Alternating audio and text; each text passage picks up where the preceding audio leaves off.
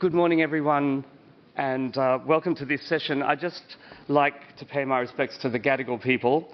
Song and dance and ceremony once mapped the wetlands, the pathways and the sacred connections that shaped life in this area, as Peter was also just saying. And these forms of artistic research functioned as sophisticated means of inquiry, carrying ecological, social and ancestral knowledge through embodied performance. So this ground holds a long history of artistic research, and what we're going to be exploring here today is that very theme. And this artistic research is where insight emerged through singing, moving, making and responding to this country. So in that spirit, I'd like to pay tribute to the elders of the Gadigal people of the Eora Nation, past and present, and to all Aboriginal and Torres Strait Islanders, and also anyone Indigenous in the room with us today. Welcome, my name is Neil Peris da Costa. I'm the Associate Dean of Research at the Sydney Conservatorium, and it's been a great pleasure over the last few months to work with Peter McNeil.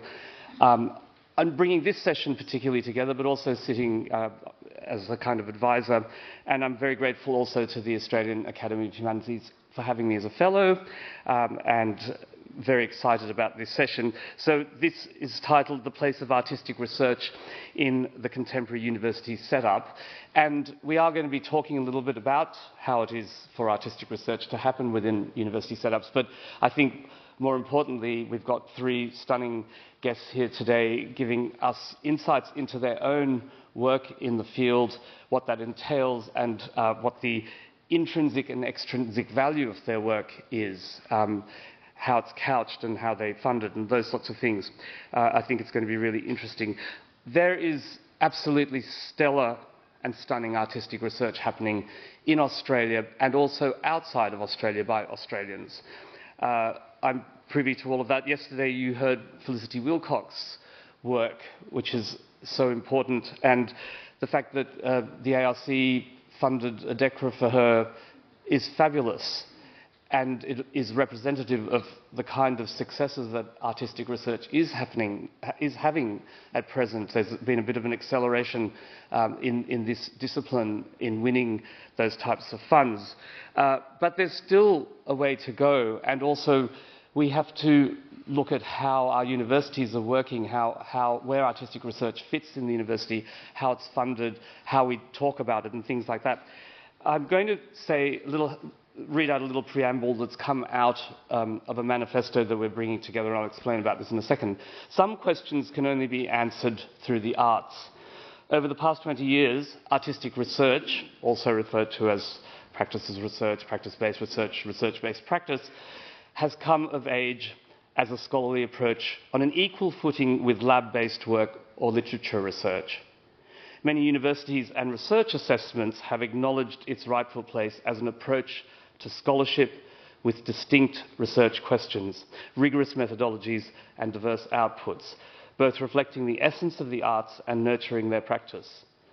Thanks to this, Australia is becoming a distinctive leader in this field. That's a little introduction to a manifesto that's coming out of a really wonderful meeting that we had at the Sydney Conservatorium back in September.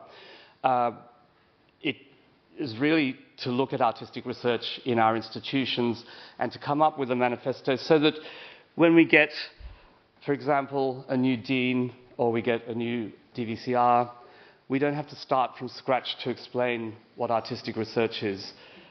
It's felt very strongly at the moment here that since we don't have our Excellence in Research Australia process, and the ARC and the Australian government aren't telling us what's coming next, there's a bit of nervousness about what might be happening in the background. And so we held this summit to bring together leaders from universities, and we had great representation. We had people coming from all around Australia and including regional universities. We had many panel sessions which discussed what artistic research is going on, how it happens, the sorts of infrastructure that are used, evaluation methods. It became clear, for example, that all universities are doing different things to evaluate artistic research. There's not a kind of one system. And we had the DDCR with us as well, talking about the state of artistic research. So it was very rich, and peppered through those panels were also some fabulous presentations of artistic research from people around the country. So there was a real feeling of bonding. There's a feeling that we got out of it that it's time to have a manifesto that really cements what artistic research in music, I have to say, it's not across all the disciplines, of course that would be a really big job, but what is it in music, how do we describe it, and how do we make sure that it is funded well enough and that it's supported. And yesterday, both Stephen Garden and Joanne Tompkins made it very clear that this is something that's facing the humanities, that we can no longer just rely on government funding, but we have to actually talk about it, be able to say the words that are important, that show how artistic research affects society, culture, the way we live, and all sorts of other areas, health as well. So there is work going on here. Today we're going to, I think, have a very rich panel. We're going to hear from 3 prominent artists working at the coalface of artistic research, and I think this session promises to be illuminating about different forms of artistic research across disciplines of music, dance and theatre, and how these gestate in university settings, as well as I said, their intrinsic and extrinsic value. We're going to start with Professor Roger Dean, whose talk is called Testing the Breaking Point, the Importance of Empirical Humanities and the Contributions of Music and Intermedia. I might just not read out biographies because they're actually in the programs. I hope that's okay. We'll go on to Associate Professor Erin Brannigan, whose title, her talk will be Precarious Research, Serving the Institution or Serving the Art. And we'll finish with Professor Julian Merrick, who's going to be, his title is Knowing Time, the Unsettling Journey of Researching Interwar Drama in Australia. So I might hand over to Roger Dean now to kick off. Thank you.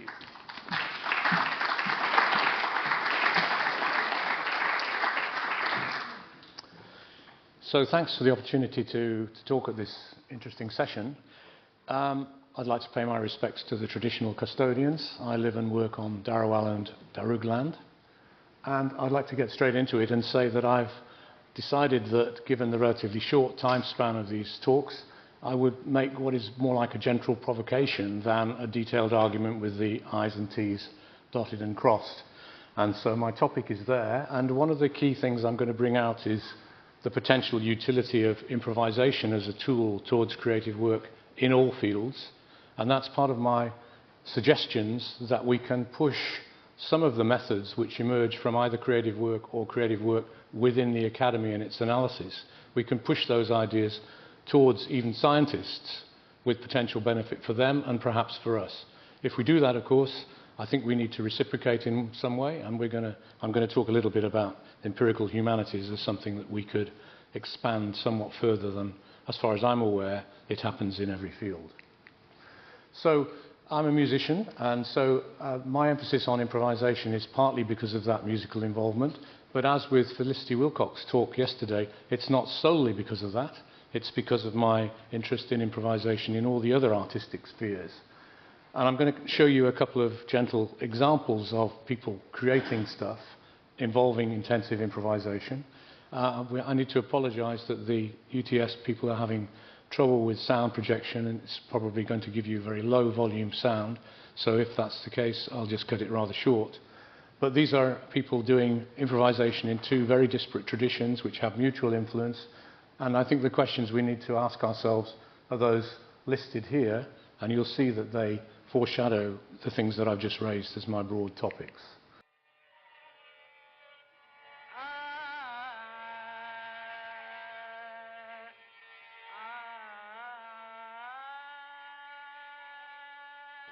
The gentleman at the front is the patron and, to some degree, the connoisseur, as Ray shows us in the next few seconds.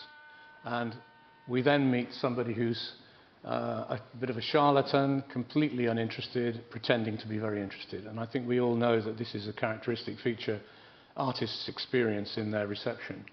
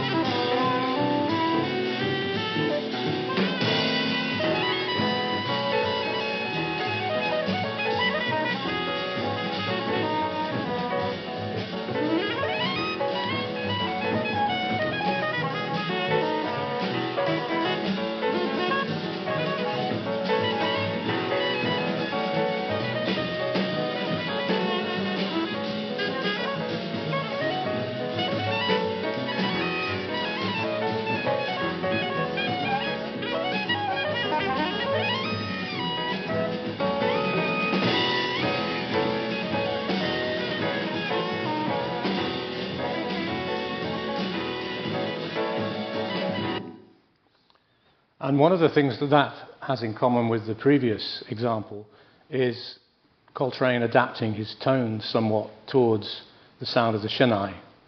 And there was extensive mutual influence between Indian music and Coltrane. In fact, he was one of my teenage heroes and remains one. And I think you can see in those two examples totally different approaches to improvisation, to creativity in real time. And I take as kind of precepts. So these are not things I'm going to argue extensively. Some of you may share them, you may not share them all.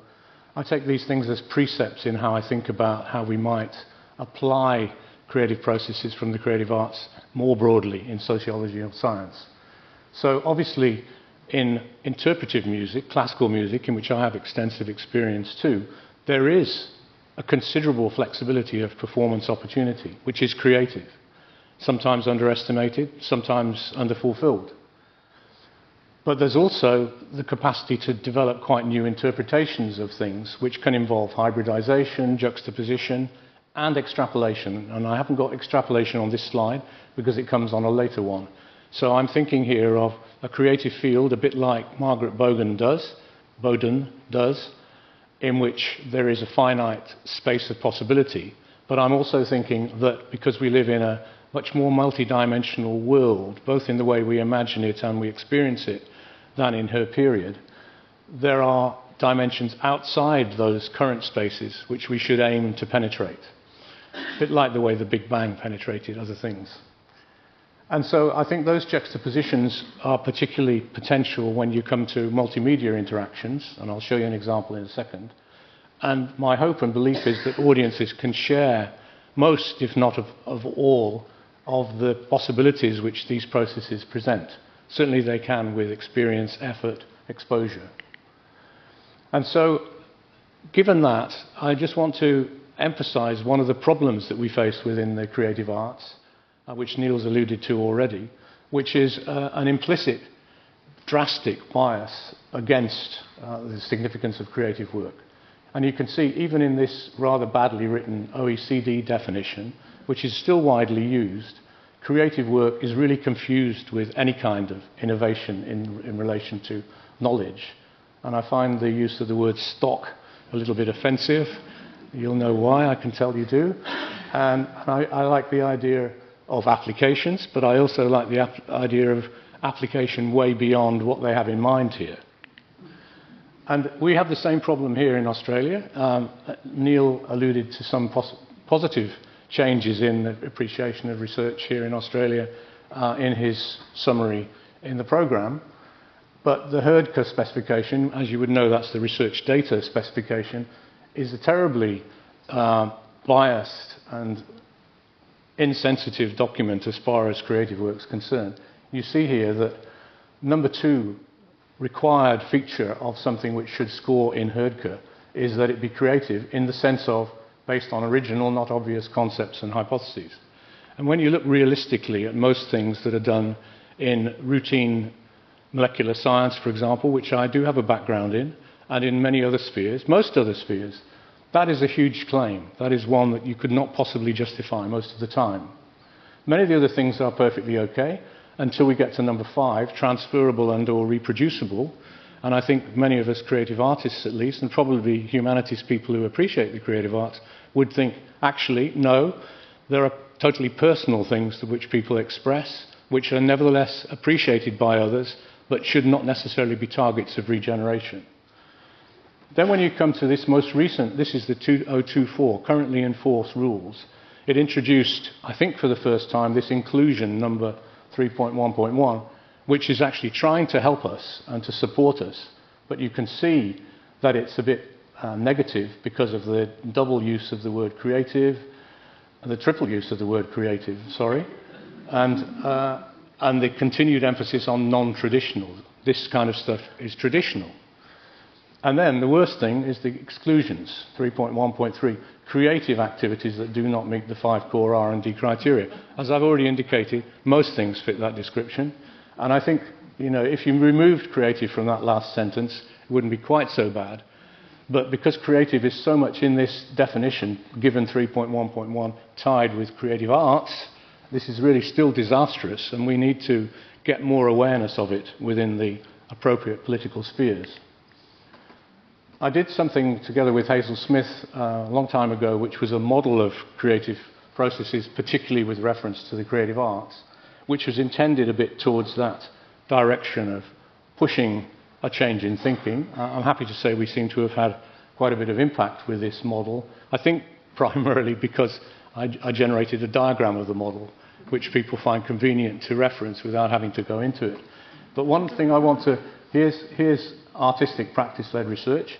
Here's something that we advocated where research, as Neil termed research-based practice, I call it research-led, where it is feeding back into the artistic process. And this is more like conventional work.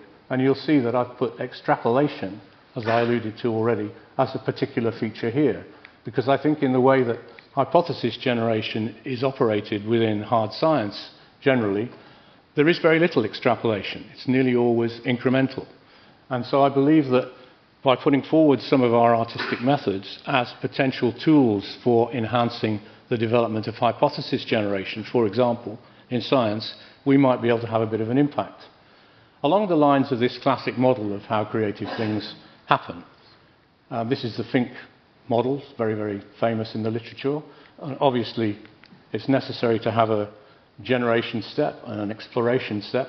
But one of the things which was interesting in their commentary was the idea of this expanding ideas pool resulted from it. The idea of a pool of ideas which have possible application in the future, even if not at present.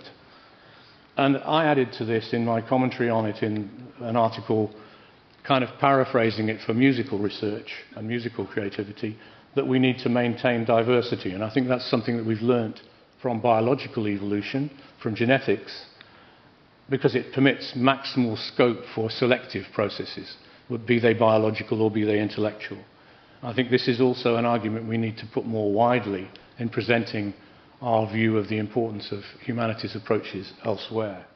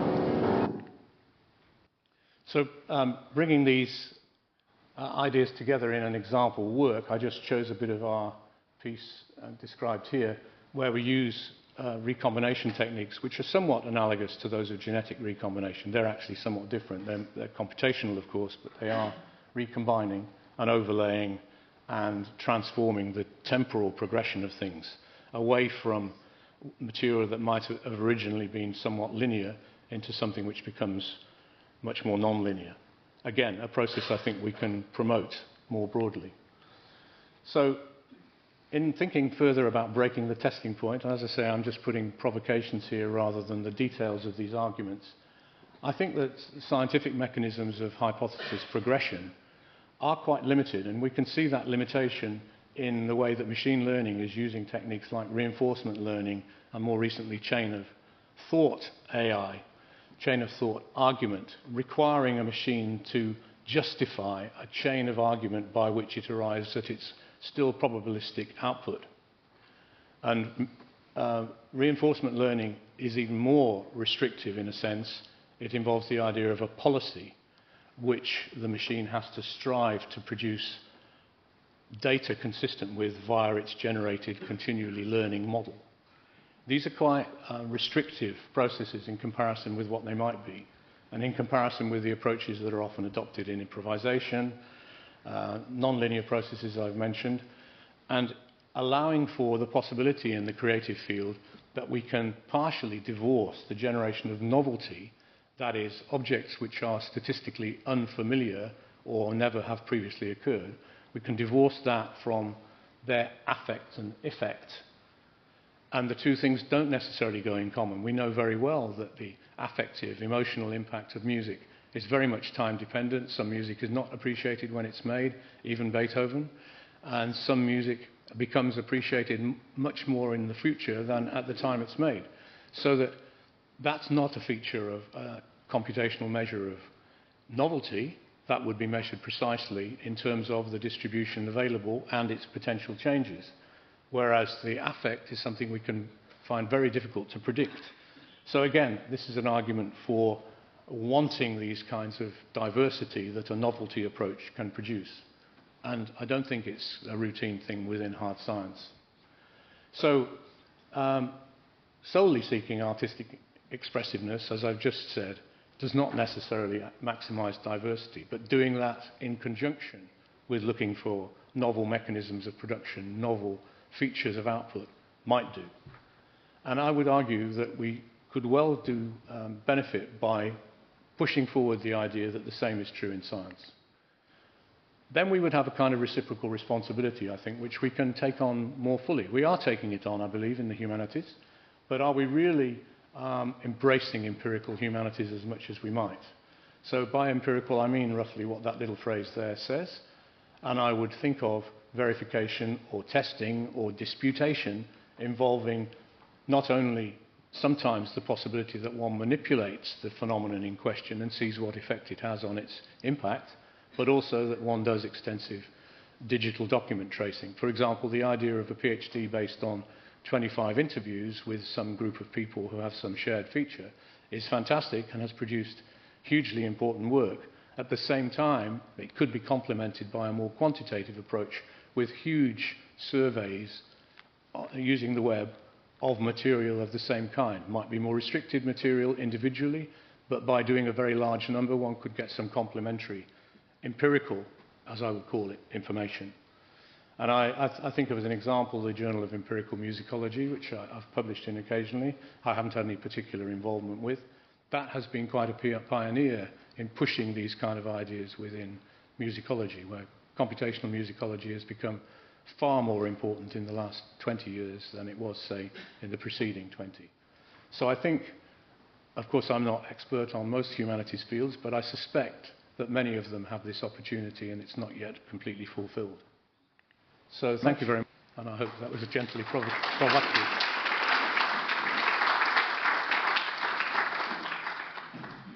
Good morning, everybody. Thanks for coming so early this morning. I'd just like to start by acknowledging that we're working today on the lands of the Gadigal people, and I pay my respects to elders past and present. And I extend that respect to any First Nations people here today or online. Always was and always will be Aboriginal land. This locates my position as an Australian of Irish and Danish political exile, convict and settler descent, working within the Western tradition of contemporary dance and art, with awareness of the much deeper cultural traditions that bind music, dance, painting, sculpture and sight in the art of our Indigenous people. I'd like to thank the Academy for inviting me to speak today, and the presentations yesterday, which was so inspiring, particularly the top and tail, Felicity and Alison. Firstly, I feel the need to justify my inclusion in this panel about artistic research alongside my these esteemed theatre director and composer. I'm no longer a professional artist. I did make a living from dance for a time, but moved into other roles in the arts when I came back to study at Sydney University. I was mainly working in curation, journalism and admin. I ran a dance film festival called Real Dance from 2000 alongside writing my PhD on the same topic, and the artistic activity of curating was an essential part of that research project, which kept me busy for 10 years. When I was appointed as a dance lecturer at UNSW in 2009, back when we had dance, the dance and performance disciplines were dominated by senior male academics who had played an important role in shoring up a place for those art forms in the university, both at UNSW and beyond. In that context, relationships with the Sydney performing arts community were made through Dr. John McCallum's important work as a theatre critic for The Australian and Dr. Claire Grant's practice-led pedagogy informed by her work in experimental performance with the Sydney Front, among many, many other collaborations. We are now a team of 7 pretty fantastic women who are perhaps the daughters of Claire. I don't think she would mind this. Alongside myself are Associate Professor Bereni Trezise and Dr. Caroline Wake, who have been busy these past days here discussing their mammoth ARDC project.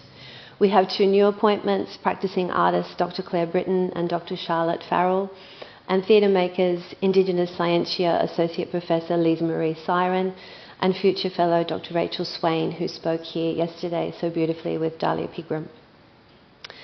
What each of us has brought to our program in theatre and performance studies is a fundamental and programmatic commitment to artistic work as the foundation of our research, teaching and community engagement. This is not even something we have explicitly discussed. It is a given, whether in the theatre as classroom, sitting on boards of local small to medium performance organisations, publishing on peer case studies, mounting exhibitions and shows, co-authoring with artist collaborators, or advocating through reviews and editorial.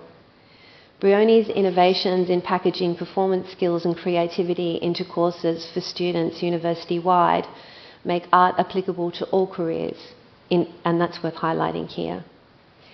Living through this change feels like a renewed orientation at UNSW towards creative practices, artistic methods, contemporary and urgent case studies, and associated local communities of criticality. It also feels like a genuine exchange and makes absolute sense in a national landscape of ever-diminishing performance departments. This characteristic of our collective work is focused primarily on our immediate community, but with an eye towards the international stage.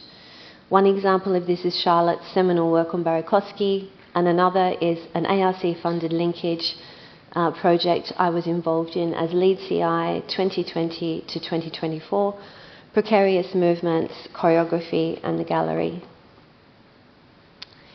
This project grew out of conversations at openings and in foyers with dance artists and curators, focused on a new site for choreographic work, the museum, and what this might mean for dancers, choreographers, art workers and audiences. This had national and international relevance, and so we attracted partners at Tate UK, the Art Gallery of New South Wales, NGV, Monash University Museum of Art, and Perth Institute of Contemporary Arts. Importantly, we had an independent lead artist on a wage throughout the project, Shelley Lassica, whose work in the field has longevity, visibility and esteem. This was largely unprecedented for a rare art-focused linkage, and being able to build art making into the project was a huge win for the whole sector. So art making was integral to the project's instigation, collaborative network, design and end user impacts, as was dance.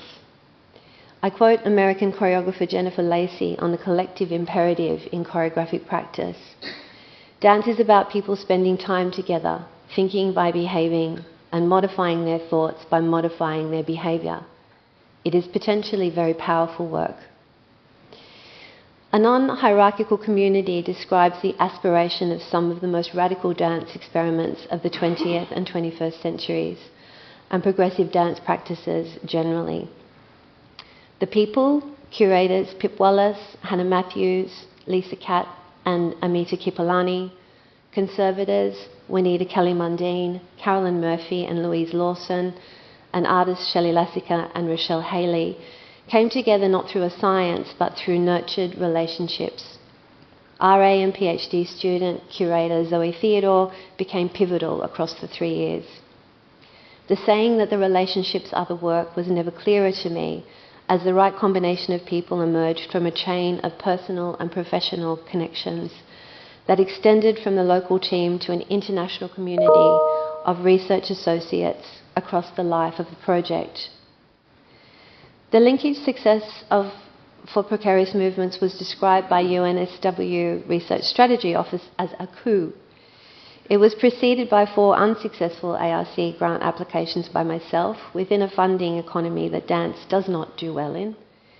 What the linkage enabled the project and its partners to do was not only resource the expensive business of performance in the context of the museum, those tricky people costs that are apparently higher than specialised storage costs for objects, it also provided a research framework for arguing for its historical importance, its contemporary significance, and its unique values and requirements as it settled into its new terrain.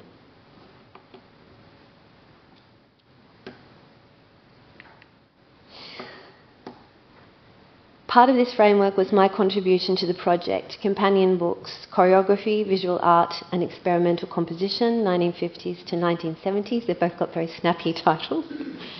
And The Persistence of Dance, Choreography as Concept and Material in Contemporary Art.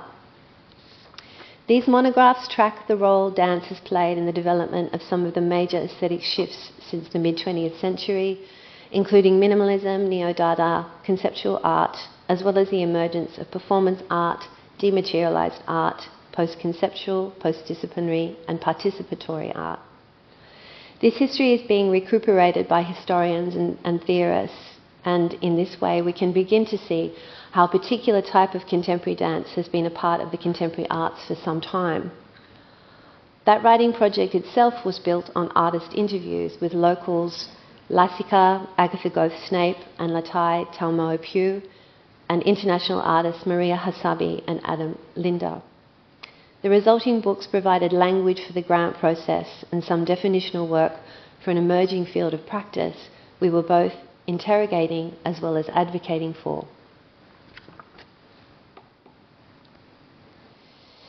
The design of the research consisted of interviews with 50 international associate researchers, and this includes the case studies and institutional staff, 6 key case studies co-commissioned by the project, which we had access to throughout their development, online fora, conversations and a reading group, and workshops, AGNSW 22, Tate in 23, and NGV in 24.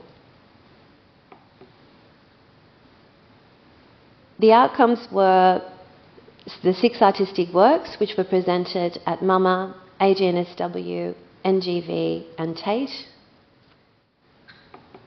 An anthology published by NGV with 23 new writing commissions, mostly by artists who were paid.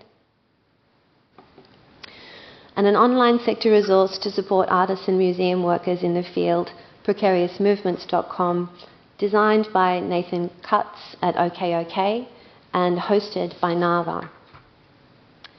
It is the design and delivery of the project that I would like to turn to now and shift the focus from the place of artistic research in the contemporary university to the role of the university in artistic research. This raises the question of how artists and institutions engage with each other and associated matters of visibility, power, agency and economics, a question that was at the heart of precarious movements. This became a layer of the research that spread beyond the terms of the official partnerships, emerged feistily and unexpectedly across the project, and was the context that shaped every element of the work. At the broadest level, precarious movements engaged 2 distinct creative spheres, contemporary dance and visual art. French curator Yvan Chapuis writes, "The fine arts have, for almost 200 years, produced a reflexive discourse that dance knows little about. The opposite is actually the case. Dance literacy within the visual arts context has been exposed as a blind spot. Differences in community, culture and practices challenged assumptions about our post-disciplinary condition and insisted on basic differences that result in real impacts. Some of these included dancing on hard and unforgiving surfaces in galleries, museum registration processes designed for objects, not people, an ephemeral intellectual property that resides within and between skilled dancers. An important difference related to economics, visibility and authority.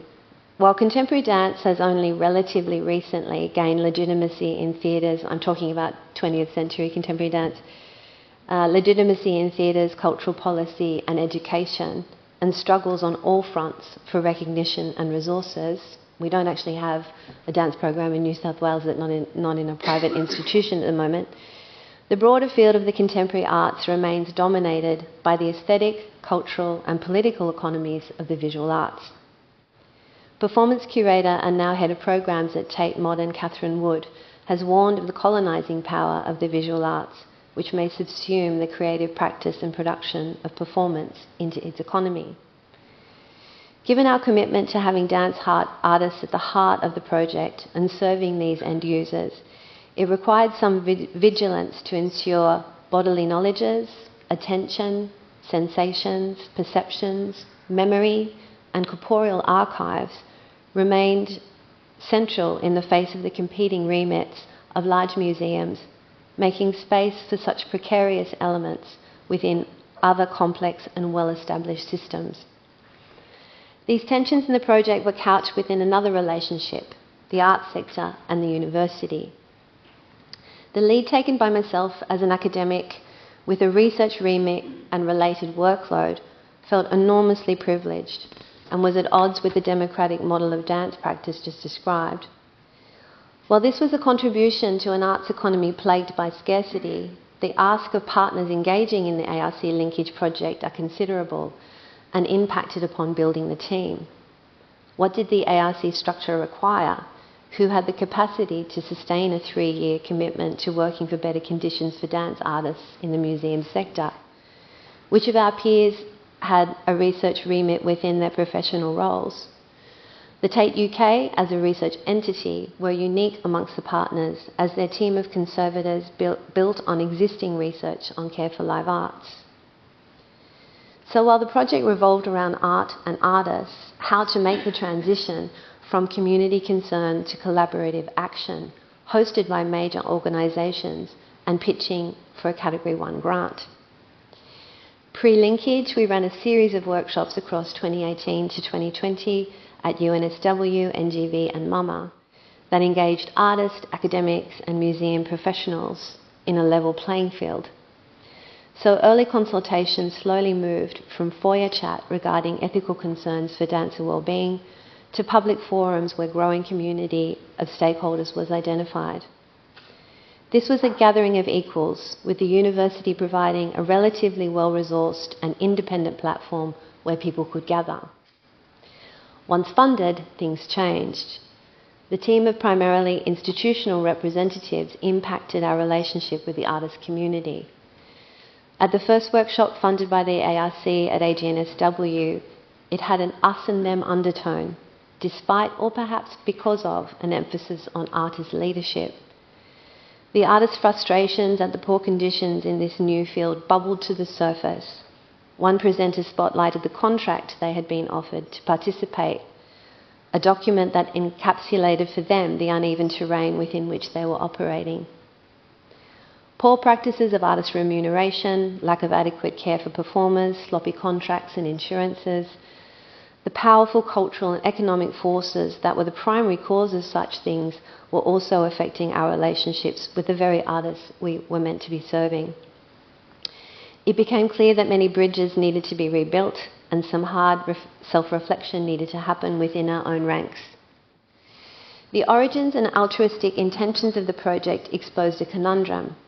Being artist-led meant workload, responsibility and IP from a cohort who were only marginally represented within the team as a whole and were largely unwaged. While we could ensure artists were paid and cared for within our project, our very understanding of good models of care were actually being constructed across the course of the research. The matter of IP sat uneasily in the mix. The commissioned artists expressed varying degrees of willingness to share process, expose their work to the research objectives and be branded as part of the project. This was their right, and the negotiations process became a key part of learnings and outcomes. Our sense of responsibility to learn and adapt was extended to the international research community of 60 associate researchers across the sector who joined us from major organisations such as SF MoMA in San Francisco and Secession in Vienna, to independent artists and researchers, curators, conservators, producers, archivists, across organisations, contributed interviews, attended forums and workshops, and responded to drafts of our outputs. When gathering this group, questions arose regarding why and where to draw the line, and how can artists and museum workers in Uruguay, San Francisco and Hong Kong engage meaningfully with the project. A workshop in 2023 at Tate Modern really did show us what a project like this could do. The group of professionals and artists that we managed to gather there was unprecedented for them, even across departments at the enormous Tate organisation, and also with other London museums such as the Serpentine. And artists gathered from across Europe and the UK who all worked with choreography as a primary media. They were keen to share in a forum on the topic and each other, as well as the art workers who were present. In the end, the grant was landed, award-winning outcomes were produced, but how well were artists served? Artistic research is happening everywhere all the time, and the encounter with the University for artists working outside academia has a parallel in the dance artists entering the museum. In order to support dance artists in navigating that territory, our resource...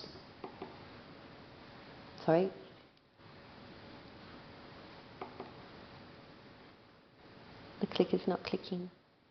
Yes, it is.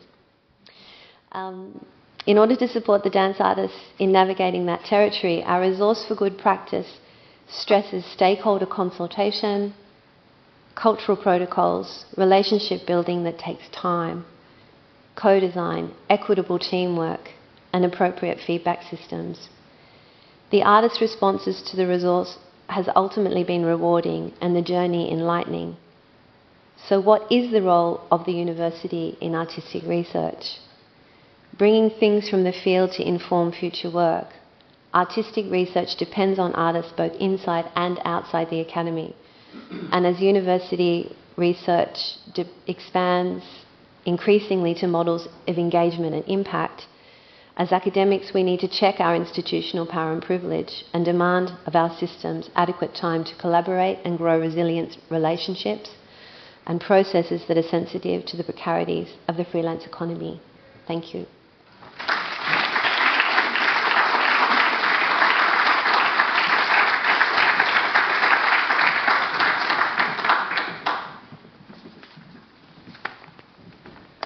Thank you very much. I'm going to speak for 22 minutes, because Peter gave me an extra couple of minutes. Before I do, I want to acknowledge that I wrote this paper on the lands of the Wurundjeri Woi-wurrung people of the Kulin Nation in Melbourne, and pay my respects to their elders past and present, and to all First Nations people here today, both in the room and online. I'm going to take a little journey away from the practicalities, but I hope that you'll see that my paper touches on not only what's been said by Erin and Roger, but many of the things that were said yesterday too. Two things to know perhaps going into this is I spend a lot of my time thinking about what knowledge is. And I also try and create a bridge where I possibly can between the practices of the creative arts and humanities research. Drama is an art form structured on a principle of collective forgetting. In any sequence of dramatic action, stage or screen, information provided is destined to be sorted into different mnemonic categories. Some bits will be crucial to the unfolding of the story, if there is one, or the conceit of the piece, if there isn't. Some will be tangential, but with partial interpretive use, and some will be irrelevant. What an actor playing a character says and does is central to a drama. The colour of their fingernails or hair probably won't be, and must be managed so audiences don't remember these details as incongruent or distracting. Of course, knowing audiences are tasked with grading their memories in this way, dramas take advantage of it, hiding crucial details in the partial use category, or highlighting irrelevant ones for attention, thereby increasing the impact of moments of recognition when in due course these arrive. To say an obvious thing, drama occurs in and through time. To say a provocative thing, drama is a major means by which we grasp and explore notions of action, agency, and duration. Philosophical works on temporality, like Heidegger's Being and Time, or Paul Ricoeur's Time and Narrative, are less likely to impose on an everyday level than the never-ending supply of drama that permeates our media and cultural sites. So my claim is worth taking seriously. If drama is an engine of inquiry into time's indexes and modalities, then its contribution to what Maurice Halbwachs called a social framework for collective memory, writing, "It is to the degree that our individual thought places itself in these frameworks and participates in this memory that it is capable of the act of recollection." Drama is one way we construct our memories, so it is one way in which we conceive time as a human and post-human experience. Halbwachs' contemporary, Charles Piguet, observed that events are not homogeneous and there are different varieties of temporality. The words he uses to describe time's differentiated nature are dramaturgical, rhythmic, tension and release, moments of agitation, crisis points, and sudden suspension marks.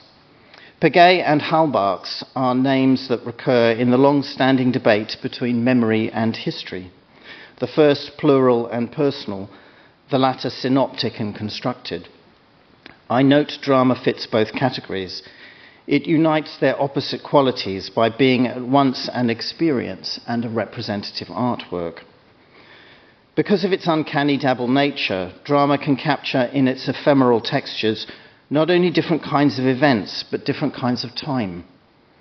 To think drama in this way, as a storehouse of varieties of temporality, is to strip it of contingent feature, but reveal the structural drivers of its possibility, one of which I have mentioned, the management of decisions about what to remember or forget in the cognitive window between what we consensually agree is a play's beginning and its end. I underscore the organized aspect of this. Dramatists can't have audiences remembering and forgetting willy-nilly any more than societies can.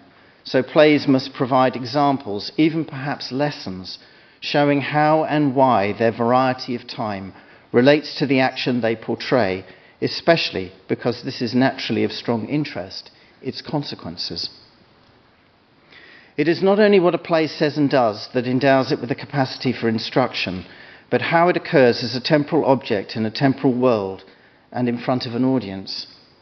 It is neither the textual component alone nor the content of performance, the context of performance which generates this meaning, but the conjunction of the two. As a thought experiment, we might imagine a play with zero content, pure interval, having no discernible story or conceit. Yet the fact of its historical appearance can configure it in a mnemonically powerful way. And if it is witless to picture a drama in which nothing transpires, there are certainly plays where we expect something to occur and it does not. This is the case, for example, in Shakespeare's Hamlet, when Hamlet fails to follow the tropes of 16th century revenge tragedy and murder his uncle. Similarly, Beckett's Waiting for Godot, which the critic Walter Kerr described as a play in which nothing happens twice, is marked by the eponymous Godot never appearing. Time flows, but drama arrests. One of Piguet's varieties of temporality, creating one of Piguet's varieties of temporality, giving it a mood and a name. Hamlet's time is one of agonized vacillation, Vladimir and Estragon's of endless delay. In both plays, the effect and the learning is the result of narrative deceleration. A pattern of cause and effect is slowed or subverted, and time dilates as a result. How long does Hamlet's to be or not to be soliloquy take? A minute? An hour? How long are Beckett's tramps killing time, in Vladimir's mordant phrase? A day? A year? These moments are subtracted from time, as it were, and treated as intellectual constants, the idea of indecision, the idea of waiting. The subtraction is the result of a gear mesh between drama's aesthetic structures on the one hand, its story time, and its historical appearance on the other, what we feel in our bodies watching Hamlet unable to make his mind, or the tramps going nowhere because there is nowhere to go. This will have a different effect on each of us, yet relatedly so. We share the experience of time slowing in these plays, so we're in a position to collectively make sense of it. This is where drama's unique knowledge contribution resides. Plays do not typically provide audiences quantities of new data. They offer new horizons of understanding, a new sense of what knowledge can be, knowledge about knowledge, its nature, shape, and impact. Simultaneously, they cut out a void space, a hollow in our expectations that can never be filled, insight into what we don't know and or will never know, which cannot be called ignorance proper, as we know we don't know it because a play has now drawn our attention to the fact. Thus, we are both diminished and increased. A strange sensation, and one not usually assigned epistemological value. It is an apathetic outlook focused not on objects of positive knowledge, but on the dark matter of all that remains to be learnt, which for drama is surprising, unexpected, confounding, astounding, and contradictory. Even when plays rebel against this and try to deliver a clear message, they find themselves entangled in a world that is itself surprising, unexpected, confounding, astounding, and contradictory. However bright the sail of their visible form, plays are adrift on an ocean of shadow. They can indicate but never illuminate, which includes the limits of knowledge itself, our restricted capacity to grasp the fullness of the inner and outer phenomena that batter our lives like turbulent winds. Time and knowledge are intimately linked in the drama. In exploring this relation further, I will simplify. What plays do temporally varies greatly. Some structural features attract significant critical attention. I'm thinking of the fragmented narratives Hans Theo Lehmann discusses in Post-Dramatic Theatre, arguing these capture our experience of the contemporary world best. I have my eye on another kind of play, which might be called unslung. My referent is Anton Chekhov's The Cherry Orchard, a play that premiered in Russia in 1904 in a production directed by Konstantin Stanislavski, and in Australia in 1938 in a production directed by Dorlia Rebush, an Ashkenazi Russian-speaking Jew who migrated to Melbourne in 1928 and died in 1947. That's him with his wife Rosa up on your right. In September 2019, I began researching Dorlia's body of work. Shortly after, I became conscious of 3 events around which Chekhov's drama was weaving itself into my memory. The Russian Revolution in 1905, the start of World War II in 1939, and the beginning of the COVID pandemic in 2020. These 3 dates fell exactly 1 year after the play's appearance in Russian, Australian, and My Life, respectively, lending it a prospective quality, a portrayal of coming storms. There is a type of drama, not of its moment, but belonging to one pressing into existence. Appearing on a historical fault line, it creates a conjunction between text and context, hard to parse in ordinary critical terms. The drama is not innovative in the way we imagine art as a succession of new styles and forms. It does not matter if it is seen as a classic, since no prior knowledge is required for delivery of its charge. A slack narrative is a regular feature, and Hamlet, Waiting for Godot, and The Cherry Orchard fit this bill. The variety of time in the play tangles with the time of external events to pick up prodromal signs of change. Deep change, not simply new events. In short, this drama captures what Francis Hartog calls a crisis of time, a fundamental rearrangement in how we conceive and feel the past, present, and future. I will draw on Hartog's book, Regimes of Historicity, especially his concept, the order of time. Hartog is often associated with the historian Reinhard Koselleck. Their work is complex, although for cultural scholars intuitively plausible in its fluid conception of temporality and recognition this can find authentic expression in vehicles other than the historical record, which Kozelik calls the fiction of the factual. The drama I am discussing is the factive of the fictional. It touches on a truth prior to its social discernment, when it is still fuzzy, uncontoured, evolving. Before applying this to the cherry orchard, however, I want to acknowledge it is more than an intellectual problem for me. I find the research I am conducting into interwar theatre that has so far involved Russia, Latvia, Germany, and Australia personally overwhelming. It is as if I, too, am caught in a dramatic conjunction and crisis of time. The question haunting me is, when did those in the interwar period know they were living in an interwar period?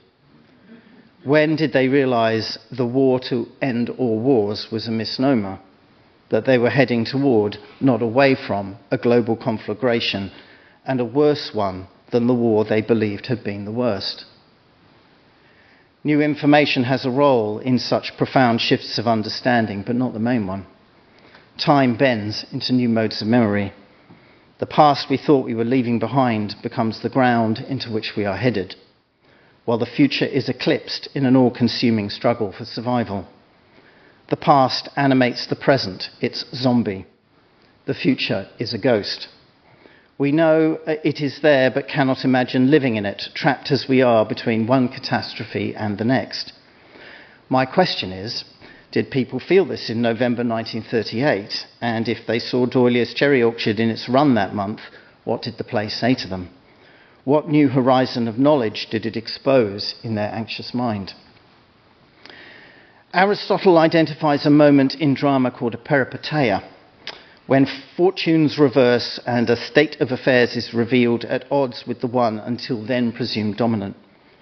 Not only the objects of knowledge, but its ultimate parameters, the domain of the knowable, is irrevocably changed.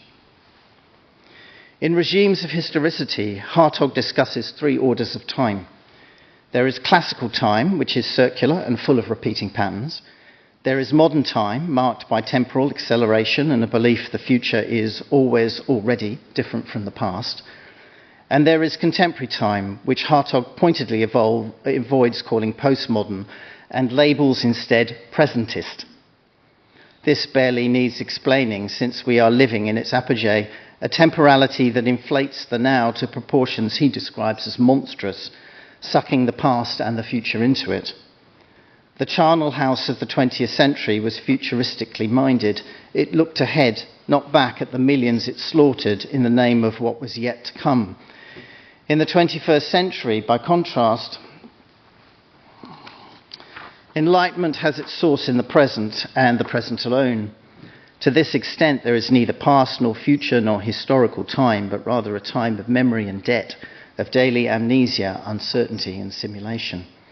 We can no longer describe our present as a gap between past and future, determined by things that are no longer and by things that are not yet. On the contrary, the persistent present seeks to be determined by nothing other than itself. These are the closing words of Hartog's book. They give a taste of what a crisis of time feels like to a scholar who believes his profession has not yet found the categories to understand it. In Kuhnian terms, it is a paradigm shift. In dramatic ones, a peripeteia. Kozelik writes that fundamental changes of historical outlook are often grasped by artists before historians. There is some evidence this is the case, especially in drama, the quintessential art form of public address. To conclude, I will briefly comment on the 3 historical appearances of the cherry orchard crucial to my research, asking how this play captures the orders of time Hartog identifies and the crises that attach to them in a world wanting a different arrangement of past, present, and future. An important aspect of plays with slack narratives is that other structural features are more prominent. This is why it is easier to recall the characters of Hamlet, Waiting for Godot, and the cherry orchard than to summarize their plots. The mnemonic task is not the same as for dramas driven by its stories and involves noticing patterns of interpersonal relations. These increase exponentially with the number of characters. In the cherry orchard, there are between 10 and 14 speaking roles, depending on casting. That means between 55 and 105 undirected relationships. If we confine ourselves to the 8 main speaking roles, 36. Not all of these relations will receive equal attention in a production, nor, more pointedly, will they resonate in the same way with their audiences each time the play is staged. In this respect, The Cherry Orchard, I argue, contains not one crisis of time, but 3, and my historical dates illustrate them. In 1905, it is the future that dominates the action, the world battling into being. The characters who determine the mood of the play in its temporality are Leparkin, the ex-serf who buys the cherry orchard and chops it down to make way for holiday homes, and Trofimov and Anya, the young people who leave for Moscow. Trofimov's line is, "The human race progresses, perfecting its powers. Everything that is unattainable now will someday be near at hand and comprehensible. But we must work, we must help with all our strength those who seek to know what fate will bring." No words better express the tyranny of the future, as Hartog calls it, that inaugurates the so-named short century in Russia and Europe. In 1938, progress has arrived, although not in the way Chekhov imagined. World War I, the Russian Revolution, the Baltic Wars of Independence, the rise of fascism, the rise of Stalinism, the Great Depression. 30 years on, the future is not what it used to be, and the past returns to memory. The Cherry Orchard can no longer be a comedy, as Chekhov insisted. Tragic loss bleeds through, and the characters who determine the mood are Madame Ranevskaya and her brother, the minor nobles who own the bankrupt estate. Helpless, hopeless, their own worst enemy, the play seen through the lens of these relations is a valediction, one departure after another. Ranevskaya's line is, "My dead, my gentle, beautiful orchard, my life, my youth, my happiness, goodbye, goodbye."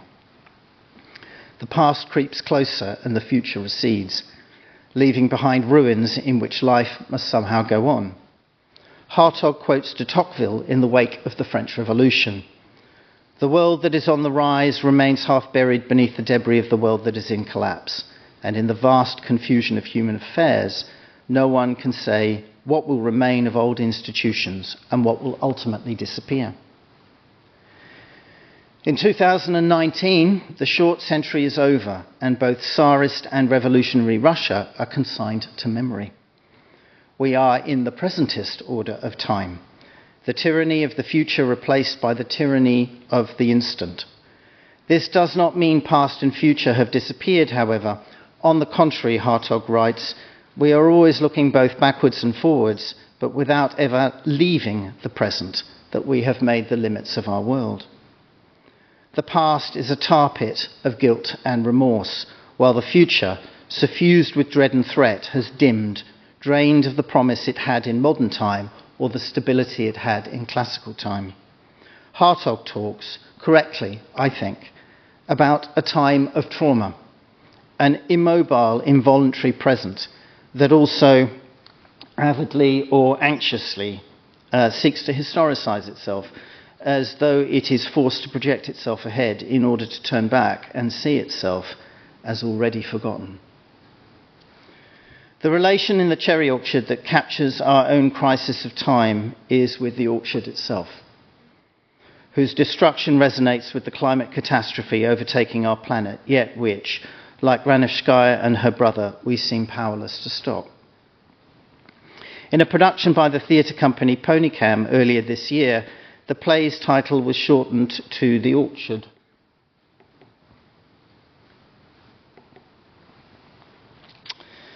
The final scene was a wood splitter fracturing log after log, making visible an act of despoilation usually represented obliquely through diegetic sound. If the orchard has a human voice, it is that of Fiers, the old servant abandoned in the deserted house at the end of the play. He lies down, perhaps to die, certainly to die. His line is, "My life's gone, just as if I'd never lived. I'll lie down a while, no strength left, nothing's left, nothing." What I have presented is a truncated exercise showing how drama, time and history can tangle in significant ways. Plays are not containers for knowledge that originates off stage elsewhere. They are singular and irreducible understandings of the world. Their epistemological contribution can be profound, especially at moments when traditional disciplines, relying on the adequate functioning of established orders of time, struggle to grasp the attitudinal changes sweeping over their domains. This is not especially well described by the clunky term polycrisis. I would say rather we face a disorder of collective mnemonic strategy. We no longer know what to remember and what to forget in the social and historical relations of the contemporary life world. So we lurch from presentist amnesia to demands to remember everything, paralysis to frantic action, as the stories we tell ourselves to make sense of ourselves one by one collapse. This marks, I suspect, in part, an absolute constraint on human comprehension, one we insist on labelling uncertainty, as if it could resolve itself into knowledge. But if this were to happen, a new horizon of unknowing would then loom. But this insight, comforting and discomforting in equal measure, has lain at the heart of the art form of drama since its inception over 2,500 years ago. Thank you.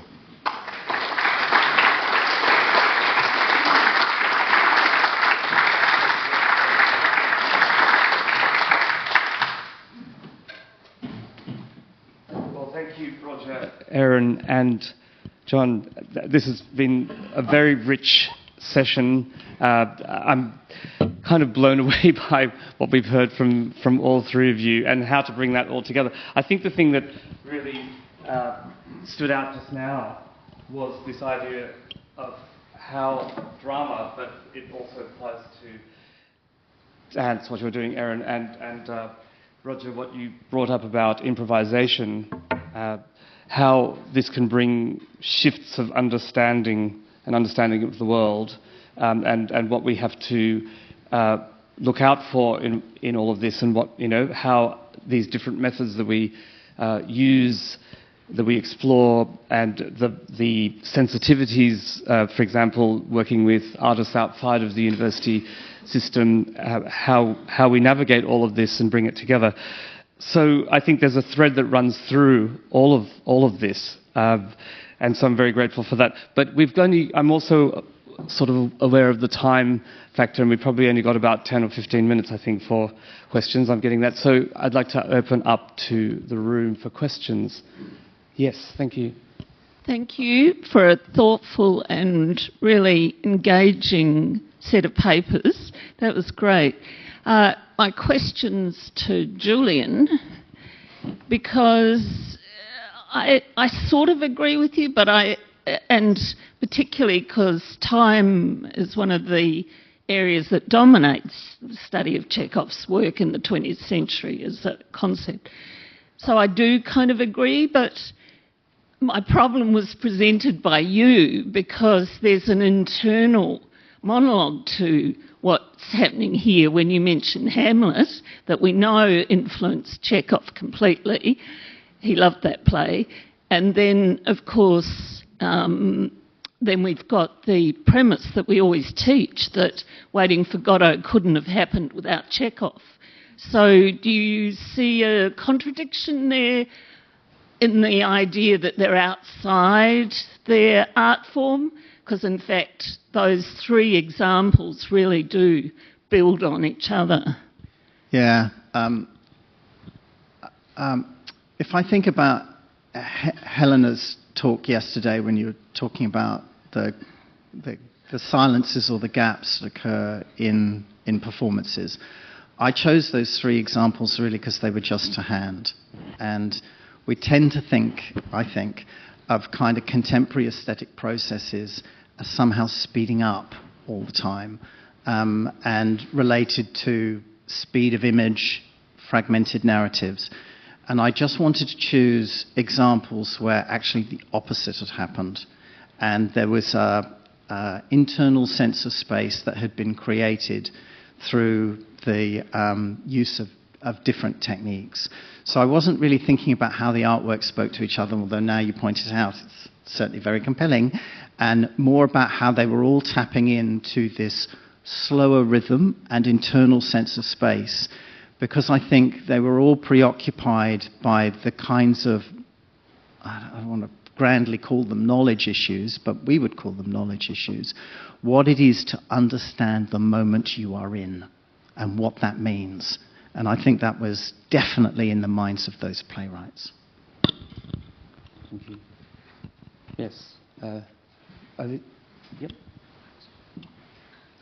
Hi, I'm Ariella from the University of New England. My question was provoked by Roger's presentation, but it's really for the whole panel. I'm interested in this kind of the problem of calling our work non-traditional research. And my question is, what do we call it, particularly as, Erin outlined really compellingly in your presentation that we would include artists who are not part of the university in the work that we do. What do we call this kind of particular creative practice?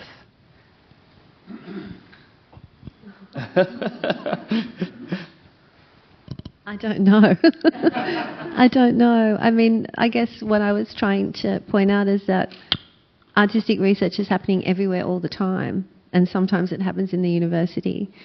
I think we need to think more broadly about that line between being inside and outside the academy. And I think Shelley Lassica was such a fantastic artist to have on the team because she's so experienced, she's so brilliant and clever and broadly read and totally resists, all the invitations to do a PhD. She values that independence. So I don't know what it should be called. I think non-traditional is really just the description of it not being written. It's not the traditional kind of academic mode. That's always been my understanding of it, but In the past, I thought it was very advantageous to take advantage of that OECD definition in spite of my critique of it. In other words, to be able to claim that creative work per se, as 3.11 now says, is research and qualifies for HERDCA, etc., etc. I thought that was a politically useful statement for us to be able to make. And certainly you won't see many definitions of research that don't include the word creative, even though they don't necessarily imply creative arts. So I quite like them being close together. I agree with everything Erin just said. I don't think we need to worry about a special terminology within universities compared with the rest of the world, really.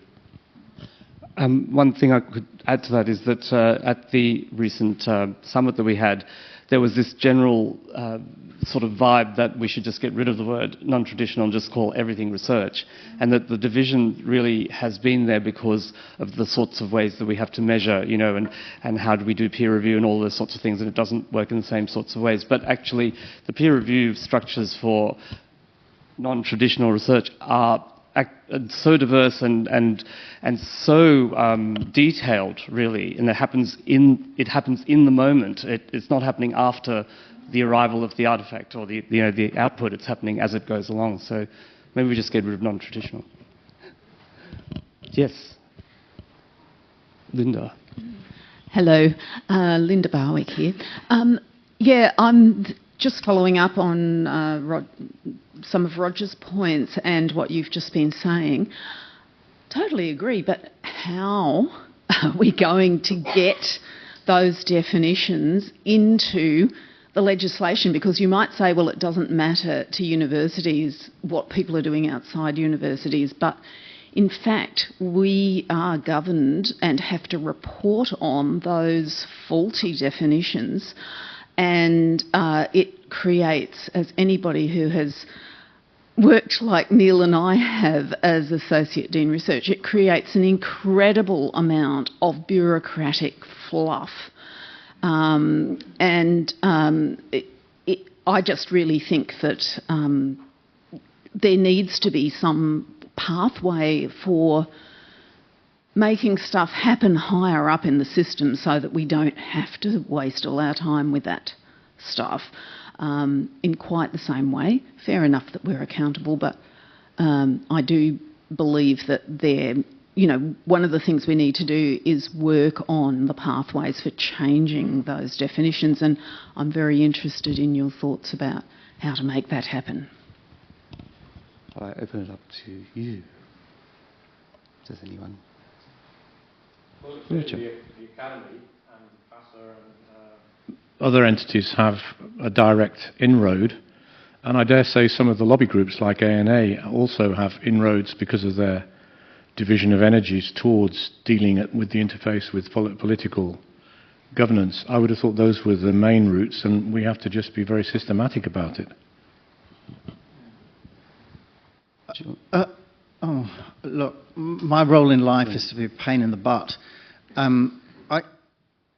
If I was talking to my colleagues seriously about that, I'd probably say, look, figure out what it is you're selling. Like, there is an epistemological landscape here that is, I think, incredibly important and perhaps does need to be articulated better in the way that Roger has suggested. I taught, because my background is as a social scientist and I work as a historian and I'm also a theatre director, I often get the job of teaching mixed methods research. And one of the things that I have started to do is to try and get a clearer understanding with mainly HDR students between epistemology and methodology, because they're being collapsed. And when you read that literature, which is incredibly dull, let's be honest, the thing that I notice is the difficulty that standard research methods, even in the humanities, have with categories of lived experience. It's the first thing that jumps out of you. And you kind of go, right, there's a real, it's a very uneven epistemological landscape. And I think until you have a proper conversation around that with whoever's sitting around the table, people who teach physics or whatever it is, then it's difficult to move to the strategy. That's what I think. There's a bigger battle here. While itself Western knowledge, close inverted commas, is also, a bit beleaguered. We've got about 2 minutes left. So any other questions for the panel? Yes. Hi, thanks again to all of the panel for a great session. But my question also was prompted chiefly by Roger's presentation in terms of when you were talking about the need for and the value of empirical research into looking at the consequences of kind of like creative arts practices and innovation. You equivocated in ways that I was a bit puzzled by between the concepts of effect and effect. You kind of like, you both merged them and distinguished them. And so I wanted to ask, what other kinds of effects might there be that one would be looking for empirical research to inquire into regarding the consequences of creative art practices? What kind of effects might there be other than those upon affects? And a bit more provocatively, is there any way in which art practices can have consequences for affects without impacting upon other effects, like the discursive regime or institutional regimes, or what have you? I mean, so anyway, could you unpack a little bit what was involved in your equivocation between affect and effect? Yeah, absolutely. Thanks, Tony. I used the word affect primarily because in psychology, the distinction between emotion and affect is quite an important one and allows a certain greater flexibility in empirical approaches when you use affect and don't make too many claims beyond that. Emotion has some more specific implications. I really put it there to save space on the slide in that I agree with you. I think anything which we hope can have affective impact on people is going to have meaning impact upon them and is in turn going to have effect. And the sort of effect I'd be interested in, and I think where the kind of empirical humanities research could be very powerful, is where you're looking for a sociological effect of a series of affective works, for example. And I do think that that's one case where the interview approach will be crucial, of course, but will be desperately supplemented by a quantitative scraping and dredging, as we might say, of what's available on the web, with careful verification. I mean, you can, for example, ask ChatGPT to get you information and to give its estimation of the probability that it's correct. In other words, one can be critical. How are we going? One more question and then we'll wrap up. Anyone else? And we should check, is there anyone online that had a question? Probably not. No? Great. Any other questions? Well, thank you very much. I'd like to great thanks to Roger, Erin and Julian for very stimulating panel sessions. Thank you, everyone.